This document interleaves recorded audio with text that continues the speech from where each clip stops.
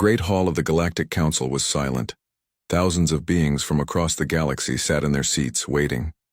The light from distant stars came through the massive windows, casting long shadows on the floor. Ambassador Keth of the Altarian people walked slowly to the center of the room. His blue skin looked pale under the bright lights. His hands shook as he held his speech notes. General Vex watched from his special seat high above the floor. The Zelkarian leader was twice the size of most beings in the room. His red armor gleamed and his forearms rested on the chair's metal sides. Behind him sat rows of his officers, all wearing the same red armor. They looked bored. They had conquered 17 star systems. What could this small, peaceful species possibly tell them that would matter? Keth cleared his throat. The sound echoed in the quiet hall. Members of the Galactic Council, he began, his voice soft but clear. I come before you today with a warning about a world called Earth. Some beings in the crowd shifted in their seats. Earth was a small planet in the outer rim of the galaxy. Most species barely knew it existed. Its people sent out radio signals that showed they were young and divided. They fought wars with primitive weapons and had barely reached their own moon. 50 years ago, Keth continued, my people sent 3 exploration ships to the Earth system. We wanted to make contact with the humans. Our ships were the best we had. They carried our most experienced crews. His voice grew quieter. None of them ever returned. General Vex let out a loud laugh. The sound boomed across the hall. Ambassador Keth, he called out, his voice deep and rough. Are you telling us that your ships were destroyed by humans? Beings who still use chemical, rockets and metal bullets? Other beings in the crowd began to whisper and laugh. The Altarians were known for being peaceful, but they were also known for having weak military forces. Their ships were built for exploration, not fighting. Keth's face showed pain, but he continued. We sent more ships to find out what happened. These crews were told to stay far from Earth and only watch. What they saw? He paused, looking around the room. What they saw made them flee back to our homeworld immediately. What did they see? Asked Counselor Zara, a tall being from the Vegan system. Her voice showed she was curious, but also doubtful. Human ships, Keth said, but not the primitive vessels their radio signals suggested. These ships moved in ways that should not be possible. They appeared and disappeared like ghosts. Our sensors could barely track them. He looked directly at General Vex. And there were so many of them, hidden throughout their solar system. The crowd grew quiet again. Even General Vex stopped laughing. Keth pressed on. We are not the only ones who have experienced this. I have spoken with representatives from 6 other species. All of them sent ships to Earth. All of them lost ships or had their crews flee in terror. He pulled out a small device and activated it. Images appeared in the air above the council floor. The first image showed a burned and twisted piece of metal floating in space. This is all that remains of a Corvan battlecruiser, Keth explained. The Corvans are known for their strong military. Their ships have thick armor and powerful weapons. This cruiser was found drifting near Earth's moon. There were no survivors. The next image showed a different ship. This one completely intact but empty. This is a Nexari science vessel. It was found orbiting Earth with all its crew missing. The ship's computers showed no record of any attack. The crew simply vanished. General Vex stood up, his massive form casting a shadow over the floor below. These could be accidents, he said. Space is dangerous. Ships are lost all the time. 7 different species, Keth asked. All near the same world? All with no clear explanation? He shook his head. This is not coincidence, General. This is a pattern. Dr. Yule from the Science Division stepped forward. He was a small, gray being with large eyes. Ambassador Keth, he said in a high, thin voice. Our long-range scans of Earth show a primitive civilization. They burn fossil fuels for energy. They use projectile weapons in their wars. Their fastest ships barely reach a fraction of light speed. How could such a species pose a threat to advanced civilizations? Keth looked tired. I cannot explain how, Doctor.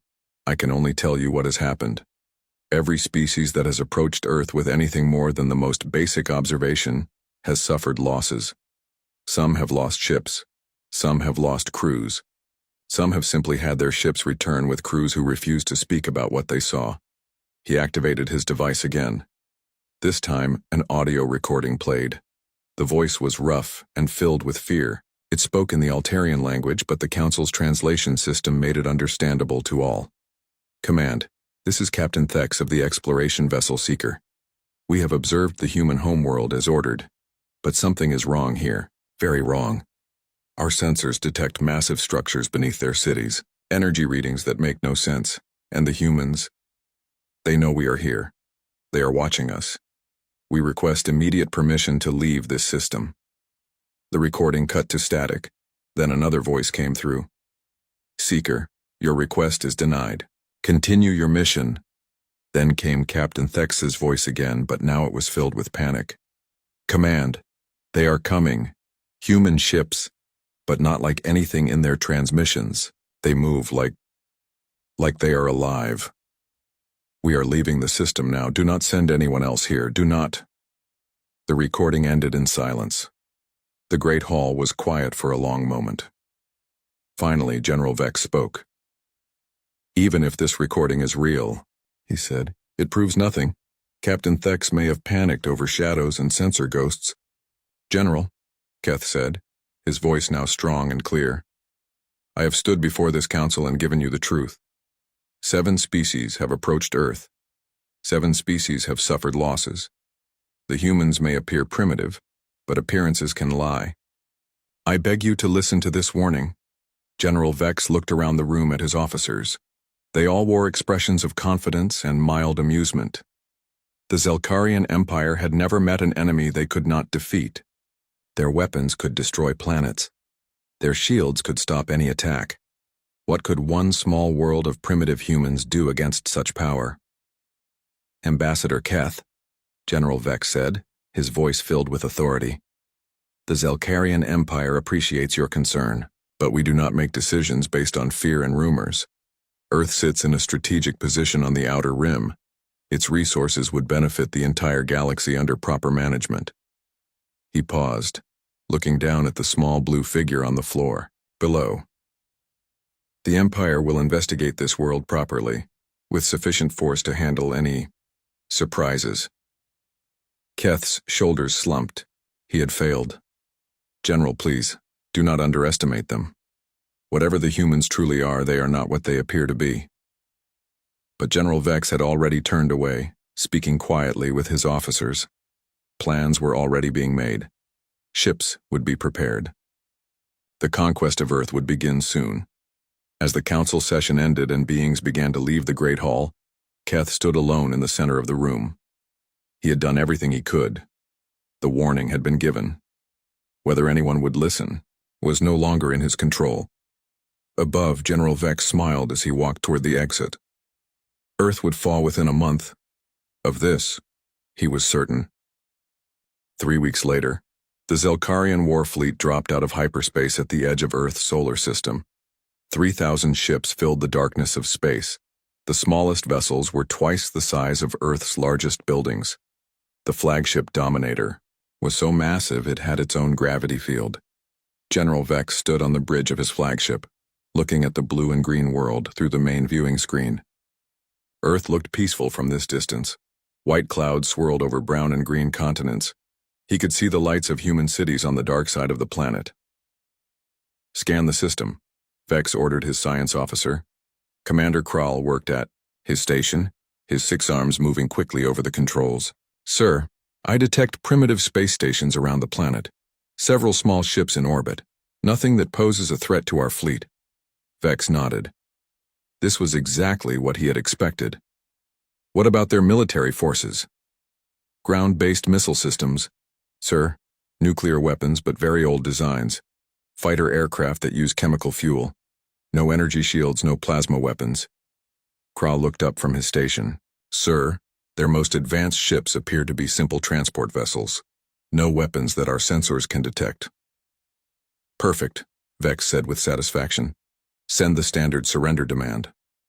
The message was broadcast on all human communication frequencies. It was simple and direct. People of Earth, you are now subjects of the Zelkarian Empire. Surrender immediately and your lives will be spared.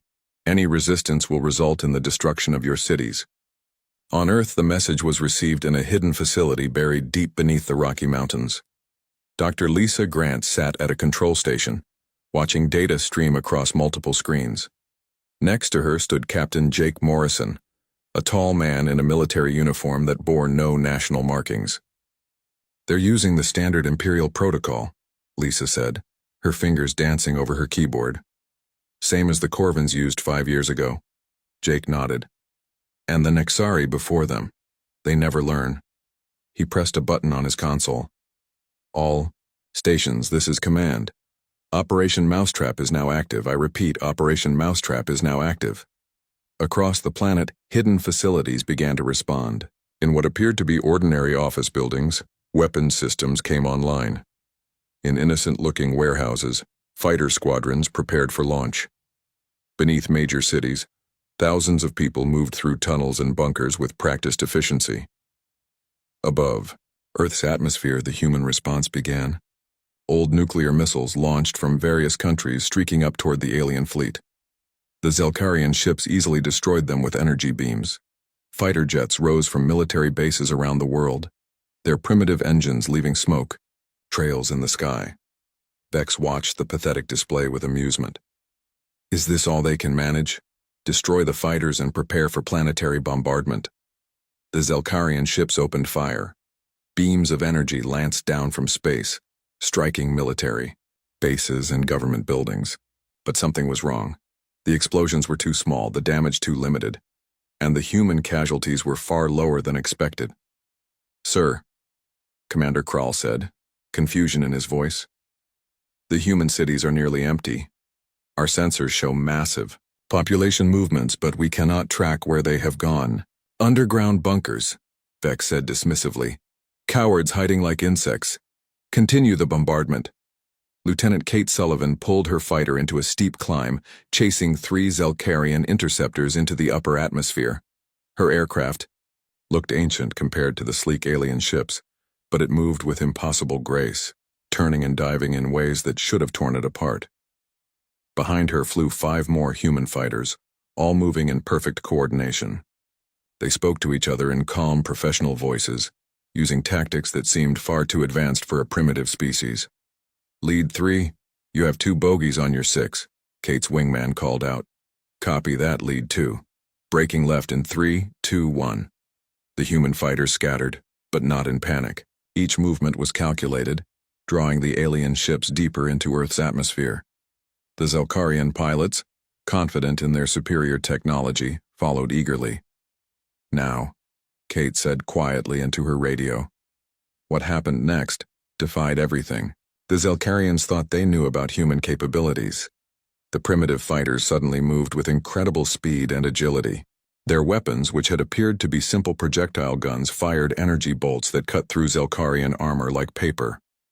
In seconds, all 3 alien fighters were destroyed. On the surface, Major Tom Bradley coordinated the evacuation of Denver. But this was no panicked retreat. Civilians moved in orderly groups through hidden tunnels. Military equipment emerged from concealment points throughout the city. Anti-aircraft systems that had been disguised as cell phone towers and water tanks came online. Tom spoke into his radio headset. Sector 7 is clear. All civilians in bunkers. Defense grid is active. Similar reports came in from around the world. New York, London, Tokyo, Moscow, all reporting successful evacuations and active defenses. The humans were not caught off guard. They had been ready. In space, the real battle was beginning. General Vex watched in growing alarm as his sensors detected new contacts. Ships were appearing throughout the solar system, but not from the direction of Earth. They seemed to materialize from empty space itself. Where did they come from? Vex demanded. Unknown, sir, Krall replied, his voice tight with worry. They appear to be using some form of stealth technology. Our sensors cannot track them properly. The new ships were nothing like the primitive vessels Earth had shown the galaxy. They were sleek, dark and moved with deadly purpose. When they fired their weapons, Zelkarian ships died. Commander Alex Rivera stood on the bridge of the human ship Phantom as it closed in on a Zelkarian destroyer. His crew worked with quiet efficiency, their movements showing years of training and experience. "Target their engine section," Alex ordered. "We want prisoners, not wreckage." The Phantom's weapons fired once. The alien destroyer's engines exploded, leaving the ship drifting helplessly. Boarding pods launched from the human vessel, carrying soldiers in advanced armor. Similar scenes played out across the solar system. Human ships that should not exist hunted Zelkarian vessels with terrifying skill. The hunters had become the hunted. On the Dominator's bridge, alarms blared constantly. Damage reports flooded in from across the fleet. General Vex stared at the tactical display in disbelief. In less than an hour, he had lost over 300 ships. "This is impossible," he whispered. "Our intelligence reports showed a primitive species. Where did these ships come from? Where did they learn to fight like this?" Commander Kral looked up from his station, fear clear in his large eyes. "Sir, I'm receiving a transmission from the human government." "Put it through," Vex ordered. The main screen flickered and a human face appeared. It was an older man with gray hair and kind eyes, but something in his expression made Vex feel cold. "General Vex," the human said calmly. "My name is Director Peter Kane.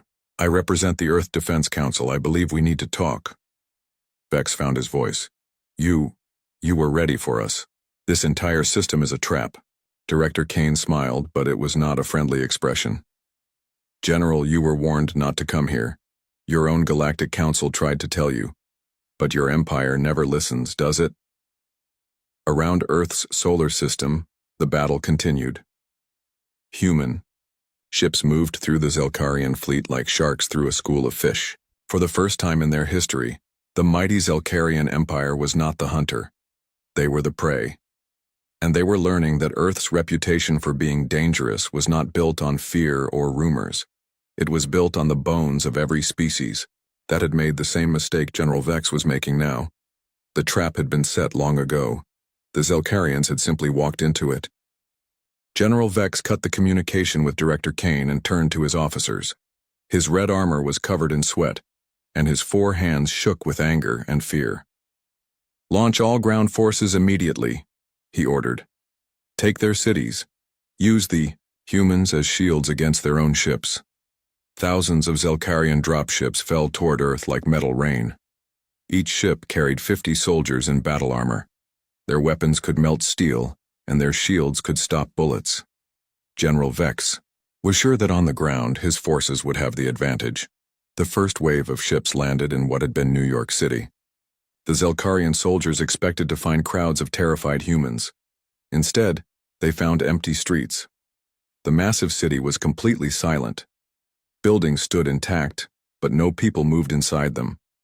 Traffic lights still worked, but no cars drove on the roads. Captain Zek led his squad through Times Square. The huge screen still showed advertisements, but the streets below were like a ghost town. "Command, this is Squad 7, he spoke into his radio. "The city appears to be abandoned." "Impossible," came the reply from the ship above. "Our sensors detected millions of humans in this area just hours ago." Captain Zek looked around at the empty storefronts and silent buildings. "Well, they are gone now, sir." Similar reports came from landing sites around the world. London was empty. Tokyo was deserted. Moscow showed no signs of life. Every major city had been evacuated with impossible speed and efficiency. In orbit above, Earth General Vex faced an even worse problem. More human ships kept appearing from nowhere. They moved through space like living things, phasing in and out of reality. His weapons often passed right through them, as if they were made of light instead of metal. Commander Alex Rivera guided his boarding party through the corridors of the Dominator. The human soldiers moved through the massive ship like they had studied its design for years. They knew exactly where to go and what to destroy. Alex himself wore armor that looked simple compared to Zelkarian technology, but it made him faster and stronger than any alien warrior. His weapon cut through enemy armor like it was made of paper. Behind him, his team worked with deadly efficiency, Sir, one of his soldiers called out, I found their main computer core. Good, Alex replied. Download everything. Ship designs, fleet positions, military codes. We need it all. The Zelkarian ship's defenders tried to stop them, but it was useless.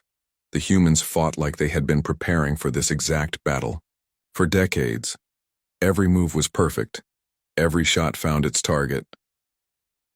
On the Dominator's bridge, General Vex received reports that made his blood run cold. Human boarding parties were inside 12 of his largest ships. They were not just destroying equipment. They were stealing information and taking prisoners. How is this possible? He demanded. How do they know our ships so well? Commander Krall worked frantically at his station. Sir, I have analyzed the human weapons. The energy signatures are similar to our own, but modified. It is as if they studied our technology and found ways to improve it. Down on Earth's surface, Captain Zek and his squad had found something that made their situation even worse. Hidden beneath what looked like an ordinary office building, they discovered a massive military base. The technology inside was unlike anything they had ever seen. Dr. Ben Clark waited for them in the main laboratory. He was a thin human with gray hair and calm eyes. He showed no fear as the alien soldiers surrounded him. Welcome to Earth, he said in perfect Zelkarian language. We have been expecting you. Captain Zek raised his weapon. You will come with us as a prisoner. Dr. Clark smiled. Captain Zek of the 34th Assault Division, born on Zelkara Prime, served in the conquest of the Vegan colonies. Your wife's name is Sula, and you have 2 children. The alien captain stepped back in shock. How do you know this? We know everything about your species, Dr. Clark said calmly. We have been studying you for 40 years, ever since your scout ships first entered our solar system. Around the laboratory, Captain Zek could see displays showing Zelkarian ship designs, weapon specifications, and military tactics. But these were not just copies. They were improved versions. Human engineers had taken alien technology and made it better. This is impossible, Captain Zek whispered. Your species is primitive. You barely have space travel. Dr. Clark walked to a large window that looked out over an underground city. Thousands of humans worked at stations filled with advanced technology. Ships that looked like nothing from Earth hung in massive hangar bays. Captain, Dr. Clark said, what you see on Earth's surface is what we want the galaxy to see. Down here is what we really are. He gestured to the bustling activity below. We have been preparing for visitors like you for a very long time. In space, the battle continued to go badly for the Zelkarian fleet. Human ships appeared and disappeared like ghosts. They struck with perfect precision and vanished before return fire could reach them. Commander Lisa Hayes piloted her fighter through the alien formation. Her ship looked nothing like the primitive aircraft Earth showed the galaxy. It moved faster, then light in short bursts and could phase through solid matter. Gold leader to all units, she called over the radio. Target the command ships first. We want their officers alive for questioning. The human fighters moved with coordination that seemed impossible. They communicated without radio calls as if they could read each other's minds. Their weapons never missed and their tactics were flawless. General Vex watched his proud fleet being torn apart by an enemy that should not exist. Get me a channel to our home fleet, he ordered desperately. We need reinforcements immediately. Sir, Commander Krall replied, our communications are being jammed. We cannot contact anyone outside this system.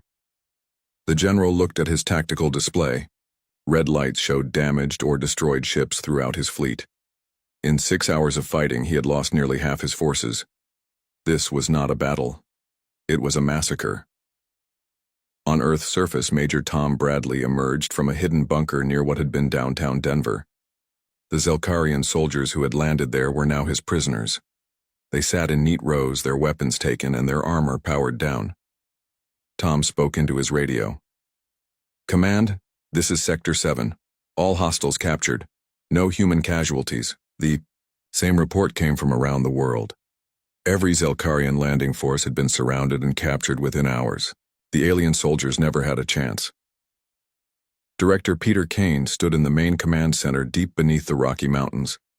Around him, Hundreds of humans monitored the battle above. The massive screens showed the positions of every ship in the solar system.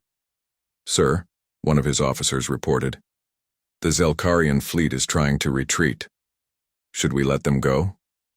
Kane shook his head. "Not yet. We need them to understand completely. This cannot happen again." He opened a communication channel to General Vex. The alien's face appeared on the screen, showing fear and confusion. "General," Kane said calmly, "are you ready to listen now?" Vex looked around his burning bridge. Half his crew was dead or wounded. His mighty fleet was in ruins. "What are you?" he asked in a broken voice. "We are what happens when you give a warrior species 40,000 years to prepare for war," Kane replied. "We are what you get when you trap the most dangerous predators in the galaxy on a single world, and then ignore the warnings of those who survived meeting us." The truth hit General Vex like a physical blow. Earth was not a primitive world that had gotten lucky. It was a carefully prepared trap that had been waiting for his empire to be foolish enough to spring it, and they had walked right into it. General Vex gave the order to retreat. What remained of his once mighty fleet began to pull back from Earth, hoping to escape to hyperspace. But as the Zelkarian ships turned to flee, they discovered that Earth's defenses extended far beyond the planet itself. Hidden installations throughout the solar system suddenly came alive. What had looked like simple asteroid mining stations revealed themselves as massive weapon platforms. Ancient-looking satellites near Jupiter opened like flowers, showing deadly energy cannons inside. Even the ice on some of the outer moons began to crack and fall away, exposing military bases that had been hidden for decades. Captain Jenny Walsh piloted her pursuit ship Nighthawk through the fleeing Zelkarian formation. Her vessel moved like a hunting bird, fast and silent. Behind her flew a squadron of similar ships, all painted black and silver. "Target the engine sections only," Jenny called to her team over the radio. "We want prisoners, not wreckage." Her ship's weapons fired, thin beams of blue energy. Each shot was perfectly aimed, disabling enemy vessels without destroying them. The Zelkarian ships found themselves drifting helplessly in space, their crews trapped inside. On Jenny's bridge stood beings from 3 different alien species. There was Korth, a tall green creature from the Vegan colonies. Next to him sat Yila, a small gray being from the Nexari homeworld. At the weapons station worked Zarn, who had once been a Corvan warrior. All of them had been prisoners of war from earlier invasions of Earth. All of them had chosen to stay and fight alongside humanity, rather than return to their own worlds. "Captain," Korth said in his deep voice, "long-range sensors detect Zelkarian ships trying to reach the edge of the system." Jenny smiled. "Let them try. Show them what happens when you run from Earth." At the outer edge of the solar system, the fleeing Zelkarian ships ran into something impossible. A wall of energy stretched across space, blocking their escape. They could not jump to hyperspace while inside this barrier. Commander Rax, captain of the destroyer Swift Death, stared at his navigation screen in disbelief. "How is this possible? This energy field covers the entire system." His science officer worked frantically at her station. "Sir, the field appears to be generated by installations on the outer planets, but our charts show no colonies or bases in those locations." "Because your charts are wrong," came a voice over the ship's communication system. "This is Captain Danny, Ford of the Earth Defense Force. You are now in a containment field. Any attempt to break through will result in the destruction of your ship." On the surface of Earth, the captured Zelkarian soldiers were learning that their problems had only begun. The planet itself seemed to be working against them. In the forests, where some had tried to hide, the trees released a gas that made Zelkarian breathing difficult. Rivers and lakes contained chemicals that burned their skin. Captain Zek and his surviving squad members had taken shelter in what they thought was an abandoned farm. But the crops in the fields around them began to change color, releasing a sweet smell that made the aliens feel weak and dizzy. Dr. Ben Clark found them there, sitting on the ground and struggling to breathe. He wore a simple breathing mask and carried a medical kit. "The corn has been modified to produce toxins harmful to your species," he explained, as he gave them injections to help them breathe. "The wheat releases spores that affect your nervous system. Even the grass under your feet contains chemicals that your bodies cannot process. Captain Zek looked up at the human doctor with confusion. Why are you helping us if your world is designed to kill us? Dr. Clark sat down beside the alien captain. Because we are not monsters, Captain. We prepare for war, but we do not enjoy killing. Your people came to conquer us, but you are still living beings who deserve to be treated with dignity. Around them, other human soldiers were gathering up Zelkarian prisoners. The aliens were not being hurt, but they were clearly no longer free. How long? Captain Zek asked weakly. How long have you been preparing for us? Your species, specifically? About 40 years, Dr. Clark replied. But we have been preparing for someone like you much longer than that. In orbit above Earth, the battle was ending.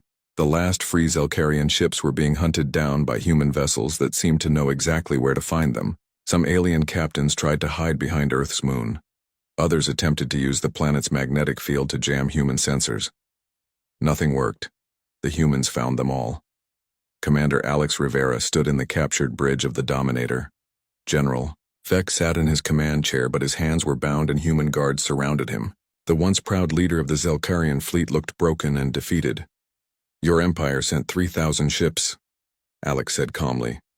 In 12 hours, we have captured or disabled 2,800 of them. The remaining 200 are trapped at the edge of our solar system. General Vex raised his head slowly. How? Our technology is superior to anything your species should possess. Alex walked to the main viewing screen, which now showed human ships moving through the wreckage of the Zelkarian fleet. General, let me ask you something. When your scouts first found Earth 50 years ago, what did they report? A primitive world. Divided nations fighting with chemical weapons and nuclear bombs. And when the Corvan Empire sent ships here 20 years ago, what did their survivors tell them? Vex's eyes widened as he began to understand. They said Earth was more dangerous than it appeared. And when the Nexari came 15 years ago, or the Altarians 10 years ago, what did they report? The general's voice was barely a whisper. That Earth was a trap. Alex nodded. Every species that finds us teaches us something new. The Corvans taught us about energy shields. The Nexari showed us how to phase through solid matter. The Altarians gave us better sensors. He gestured to the human ships outside. Each time someone tries to conquer us, we become stronger. But why? Vex asked desperately. Why do you do this? Why not join the galactic community peacefully? Because, Alex replied, the galactic community keeps trying to conquer us. You are the 7th species to attempt invasion of Earth. Each time we hope it will be the last. Each time we are disappointed. On Earth's surface, Director Peter Kane walked through a facility that few humans had ever seen. Deep beneath the Pacific Ocean, in a base built inside an underwater mountain, thousands of scientists worked on projects that would have seemed impossible to the outside world. Here, captured alien technology was studied and improved. Ships were built using the best ideas from a dozen different species. Weapons were designed to counter every known form of alien defense. Kane stopped at a viewing window that looked out into a massive underwater hangar. Hundreds of ships floated in the artificial atmosphere ready for launch. These vessels looked nothing like the primitive craft Earth showed to the galaxy. They were built to hunt among the stars. Sir, one of his assistants called out. We are receiving surrender messages from the remaining Zelkarian ships. Kane nodded. Accept their surrender. Bring them down to the containment facilities. Make sure they are treated well. What about their general? General Vex will be our guest for a while, Kane replied. He has a lot to learn about Earth, and we have a lot to learn about the Zelkarian Empire. As night fell over Earth, the planet looked peaceful once again. The cities that had been evacuated began to fill with returning civilians. Children played in parks while their parents watched the news reports about humanity's victory over the latest invasion. But beneath the surface, in hidden bases and secret facilities, the real work continued. Human scientists studied captured Zelkarian technology. Engineers designed new weapons and ships. Strategists planned for the next species that would inevitably come to test Earth's defenses, because there would be a next time. There always was, and when that time came, humanity would be ready. 6 months after the failed invasion, General Vex sat in a comfortable room deep beneath the Rocky Mountains. The walls were white and clean, and soft music played from hidden speakers. This was not a prison cell, but it was not freedom either. Human guards stood outside his door at all times. Dr. Lisa Grant entered the room carrying a tablet computer and a cup of tea. She had been questioning Vex for weeks now, learning about the Zelkarian Empire and sharing carefully chosen information about Earth. "General," she said, sitting down across from him, "today I want to tell you the truth about my species. All of it." Vex looked up with tired eyes. The proud warrior who had commanded 3,000 ships now looked old and defeated. "What more could there be? You have already shown me that humans are not what they appear to be." Lisa activated her tablet and showed him an image. It was a star map, but not one that any galactic species would recognize. "This shows the galaxy as it was 50,000 years ago. Do you see this region here?" She pointed to an area near the galactic center. This was the human homeworld, not Earth. The alien general leaned forward, suddenly interested. "That is impossible. Our oldest records show humans have always been on Earth." "Your records are wrong," Lisa said calmly. "We were not born on Earth, General. We were sent there." She showed him another image. This one depicted a massive space battle with ships of unknown design fighting among the stars. 50,000 years ago, humanity controlled 12 star systems. We were explorers and warriors, spreading across the galaxy and learning from every species we met. "What happened?" Vex asked. "We met the architects," Lisa replied. "They were an ancient species that had ruled the galaxy for millions of years. They saw us as a threat to their perfect order. Humans learned too quickly, adapted too fast, and spread too far." The next image showed Earth as it had been long ago, a dead world with no atmosphere, orbiting a dying star. The architects decided to solve the human problem permanently. They could not destroy us completely because other species would have objected, so they chose a different solution. Vex stared at the image in shock. "They made Earth into a prison." "The greatest prison ever built," Lisa confirmed. "They moved our entire species to that dead world and used their technology to give it life. Oceans, atmosphere, plants, animals, everything was designed specifically for us. Then they erased all records of where humans really came from." She showed him recordings of the ancient Earth. Massive machines worked to transform the planet while human ships were destroyed in orbit. Millions of people were forced down to the surface while their technology was taken away. The architects believed that without our ships and advanced technology, humans would eventually destroy ourselves through war and violence. Earth was designed to contain us until we died out naturally. General Vex felt a chill run through his body. "But you did not die out." "No," Lisa said with a cold smile. "We did something the architects never expected. We learned. We adapted. We turned their prison into our fortress." She activated a holographic display that filled the room. It showed Earth's solar system, but not as it appeared to visiting ships. Hidden bases covered every planet and moon. Weapon platforms disguised as asteroids filled the spaces between worlds. The entire system was one massive military installation. "Every species that found us taught us something new," Lisa explained. "The first visitors, the Corvins, showed us energy weapons. We studied their technology and made it better. The Nexari taught us about sensor systems. The Altarians showed us ship design. Each invasion made us stronger." "But why did so many species attack you?" Vex asked. "Because the architects programmed them to," Lisa replied. "Before they disappeared from the galaxy, they planted suggestions in the genetic memory of dozens of species. When those species reached a certain level of technology, they would feel compelled to seek out and conquer Earth. The hologram changed to show the movement of various species across the galaxy over thousands of years. One by one, they developed space travel, found Earth, and attempted invasion." "You mean our entire empire was created just to attack your world?" Not your entire empire, Lisa corrected, but the drive to expand, to conquer, to seek out Earth specifically. Yes, that was programmed into your people long ago. General Vex put his head in his hands. Everything his species had believed about their destiny was a lie. The architects are gone? They left the galaxy 30,000 years ago, Lisa said. We assume they found another galaxy to control, but their programming remained, buried deep in the genetic code of species like yours. And now? Vex asked quietly. Lisa stood up and walked to the window. Outside, she could see human children playing in a park above ground. They looked happy and peaceful, unaware of the vast military complex beneath their feet. Now the programming is breaking down, she said. Your attack on Earth was supposed to be the final test. If we survived and defeated you, it would prove that humans had evolved beyond the architect's control. She turned back to face the alien general. We passed that test, General. For the first time in 50,000 years, humanity is free to leave Earth. As if summoned by her words, Colonel Ray Parker entered the room. He was a tall man with gray hair and the bearing of a professional soldier.